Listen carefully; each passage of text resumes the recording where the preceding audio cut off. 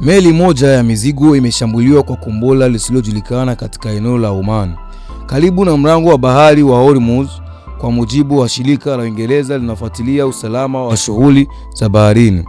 Hadi sasa haijafahamika meli hiyo ilikuwa ya taifa gani wala kama ilikuwa inabeba mizigo gani, huku mamlaka husika zikiendelea kufuatilia mazingira ya tukio hilo. Shambulio hilo limetokea wakati kukiwa na mvutano kati ya Marekani na Iran kuhusu hali ya usalama katika eneo hilo, pamoja na uwezekano wa kufanyika kwa mazungumzo kati ya nchi hizo.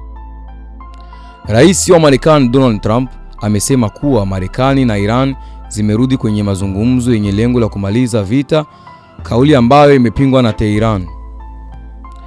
Iran imeeleza kuwa haijafanya mazungumzo na Marekani, bali imezungumza na Oman pekee kuhusu masuala ya usalama katika mlango wa bahari Hormuz, njia muhimu katika usafirishaji wa mafuta duniani.